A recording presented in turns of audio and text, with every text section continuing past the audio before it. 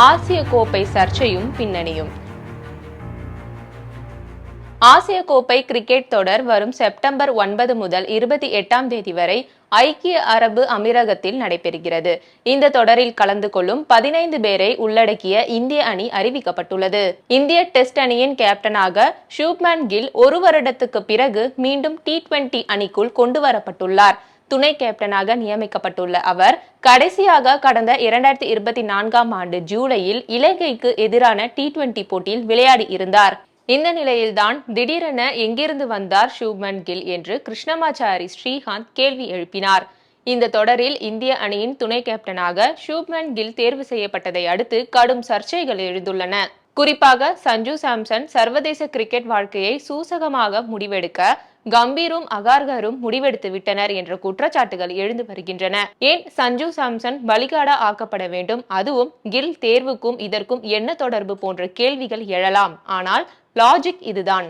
நிச்சயம் பிளேயிங் 11இல் சஞ்சு சாம்சன் இடம்பெற வாய்ப்பில்லை. முதல் தெரிவு விக்கெட் கீப்பர் ஜிதேஷ் சர்மா என்று அகார்கர் கூறிவிட்டார். கில் அபிஷேக் சர்மா தொடங்க திலக் வர்மா, சூரியகுமார் யாதவ், பாண்டியா, சிவம் துபே, ரின்கு சிங், அக்சர் பட்டேல் என்ற வரிசையில் நிச்சயம் சஞ்சுவுக்கு இடமில்லை. இப்படி இருக்க யாரை திருப்தி செய்ய சஞ்சு சாம்சனை அணியில் தேர்வு செய்திருக்கின்றனர் என்று முன்னாள் வீரர்கள் கேள்வி எழுப்பி வருகின்றனர். இதற்காகவே ஷுப்மன் கில்லை வைஸ் கேப்டனாகவும் நியமித்து விட்டதால் அவரை டிராப் செய்ய முடியாது. பிறகு ஏன் சஞ்சு சாம்சன்? யாரை ஏமாற்ற இந்த வேலை என்று கிரிக்கெட் நோக்கர்களும் கடும் கேள்விகளையும் ஐயங்களையும் எழுப்பி வருகின்றனர். பங்களாதேஷுக்கு எதிராக ஹைதராபாத்தில் 47 பந்துகளில் 111 ரன்கள், டர்பனில் தென்னாப்பிரிக்காவுக்கு எதிராக 50 பந்துகளில் 107 ரன்கள், மீண்டும் தென்னாப்பிரிக்காவுக்கு எதிராக 56 பந்துகளில் 109 ரன்கள் எடுத்து நாட் அவுட். இப்படி மிக சிறப்பாக ஆடிய சஞ்சு சாம்சனை உட்கார வைக்கலாமா என்பதுதான் கேள்வி. அதுவும் கௌதம் கம்பீர் ஒரு முறை சஞ்சு சாம்சனிடம் சொன்னாராம், நீ 21 டக்குகள் எடுத்தால்தான் உன்னை அணியிலிருந்து நீக்குவேன் என்று. சஞ்சு 21 டக்குகள் எடுத்து விட்டாரா என்ற நமுட்டு சிரிப்பு கேள்விதான் நமக்கு வருகிறது. அகர்கர் சஞ்சு பற்றி கூறும்போது ஷுப்மன் கில் இல்லாததனால்தான் சஞ்சு ஆடினார் என்கிறார். ஒரு விக்கெட் கீப்பர் எப்படி ரீப்ளேஸ்மெண்ட் வீரர் அந்தஸ்தில் தான் ஆடினாரா என்ற கேள்வி எழுகிறது. ரவிச்சந்திரன் அஸ்வின் மிக சரியாக இந்த பாயிண்டை பிடித்து தன் யூடியூப் சேனலில் பேசும்போது ஷுப்மன் கில்லை வைஸ் கேப்டன் ஆக்கியுள்ளனர். இதில் வருத்தம் என்னவெனில் சஞ்சு சாம்சன் இடம் அச்சுறுத்தலாகியுள்ளது. சஞ்சு நிச்சயம் ஆடப்போவதில்லை, கில் தான் விளையாடுவார், அவர்தான் ஓபனிங் ஆடப்போகிறார் என்றார். ஷுப்மன் கில்லை அனைத்து வடிவ கேப்டனாக்கும் திட்டம் இருக்கிறதை உணர முடிகிறது. அதே போல விராட் கோலி, ரோஹித் சர்மாவுக்கு பிறகு ஒரு பிராண்ட் தேவைப்படுவதாலும் கில்லை தூக்கி விடுகின்றனர்.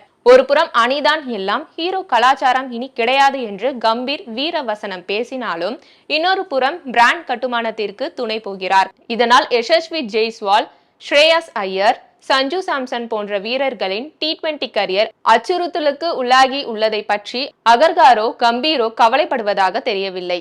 முன்னாள் இந்திய தொடக்க வீரர் ஆகாஷ் சோப்ராவும் சஞ்சு சாம்சன் கரியரை முடித்து வைக்கவே கில்லை தூக்கி விடுகின்றனர் என்ற தியரியை ஏற்றுக்கொள்கிறார்.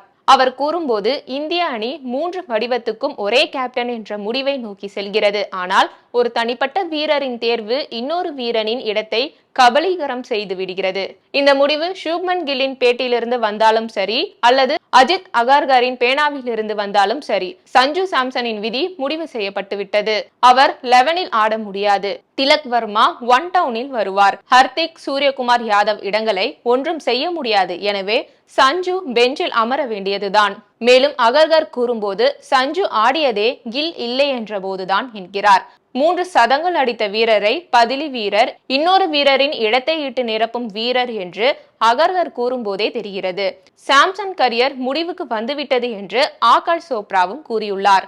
அதே போல IPL தொடரில் சிறப்பாக விளையாடிய ஸ்ரேயஸ் ஐயருக்கு வாய்ப்பு மறுக்கப்பட்டுள்ளது ரசிகர்களை கொந்தளிக்க செய்துள்ளது. சாம்பியன்ஸ் டிராபி தொடருக்கான அணியில் இடம் பிடித்து கோப்பையை வென்று கொடுத்தார். அவர் அப்படி என்ன தவறு செய்தார்? கொல்கத்தா நைட் ரைடர்ஸ் அணியை சிறப்பாக வழிநடத்தினார். பின்னர் ஏலத்துக்கு சென்றார். 2014க்கு பிறகு பஞ்சாப் கிங்ஸ் அணியை இறுதி போட்டிக்கு அழைத்து சென்றார். ஷார்ட் பால் சிக்கலை கடந்து வந்தார். பும்ரா மற்றும் ரபாடா ஆகியோரது பந்து வீச்சை எளிதாக எதிர்கொண்டார் என்று அஸ்வின் ஆதங்கத்தை கொட்டியதையும் இங்கே கவனிக்க வேண்டும்.